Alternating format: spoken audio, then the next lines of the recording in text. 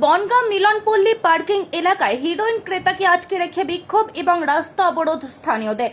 বিক্রেতাকে গ্রেফতারের দাবি নিয়ে পুলিশের সঙ্গে ধস্তাধস্তি আন্দোলনকারীদের। উত্তর 24 পরগনার বনগাঁ পৌরসভার 18 নম্বর ওয়ার্ডের মিলনপল্লী পার্কিং এলাকায় ঝুমা প্রসাদ নামে এক মহিলার বিরুদ্ধে হিরোইন ব্যক্তির অভিযোগ করে স্থানীয়রা।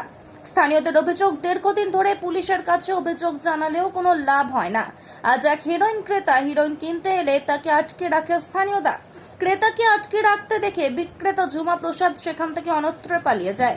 ক্ষুব্ধ এলাকার বাসিন্দারা বনগাঁ জাউডাঙ্গা রাজ্য সড়কের মিলনপল্লী পার্কিং এলাকায় অবরোধ শুরু করে।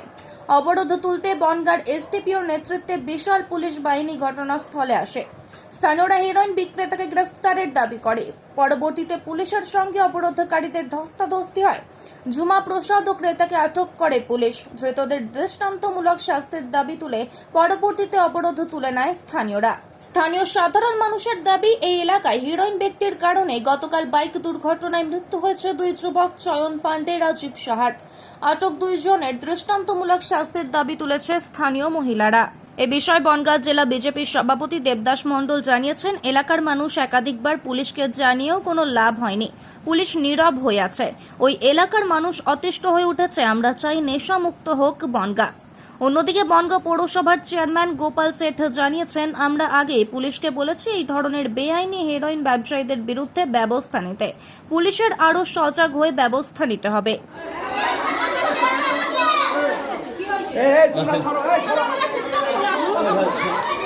কতদিন ধরে ব্যবসা করতেন?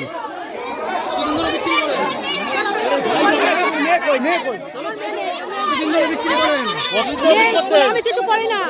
আপনাকে ধরছে কেন পুলিশ? আমি কিছু করি না। আপনাকে ধরছে কেন? আমি কিছু করি না, সব মিথ্যে কথা। কোনো কিছু করি না। সকলে সুইপার করে থাকতাম না, সব মিথ্যে কথা, কিছু করি না। পালিয়েছিলেন কেন? হ্যাঁ, পালিয়েছিলেন? পালিয়ে না, ওটা তো আমার আত্মীয়র বাড়ি, আমি ওনাকে দেখাশোনা করি। হিরোইন বন্ধুদের করছেন? কিছু করি না। হিরোইন বন্ধুদের করছেন? কিছু ছেড়ে না।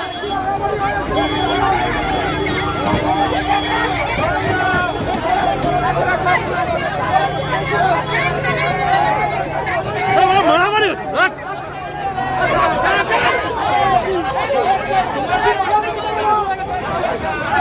দুদিন ধরে এখানে একটা হিরোইনের ঠেক চলে।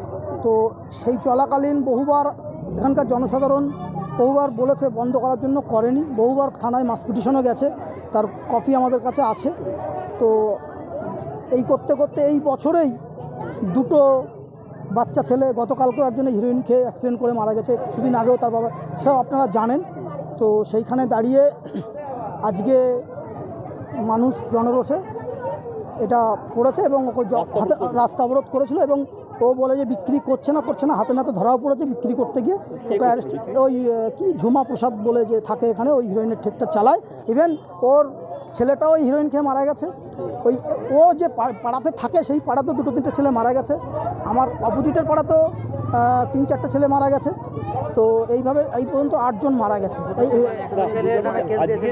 হ্যাঁ, আর আজকে যেমন পুলিশ আসলো, তার আগে বলি, ও থানায় বলে যে আমি মাস গেলে 2 লাখ 2.5 লাখ টাকা করে টাকা দিই, থানাকে দেয় আমাকে, এই যে বিক্রি করে ঝুমা, ও বলে যে আমাকে পুলিশ কিছু করতে পারবে না, থানায় গেলে চেয়ারটা নাকি ওকে আগে দেয়, ওর বক্তব্য এটা।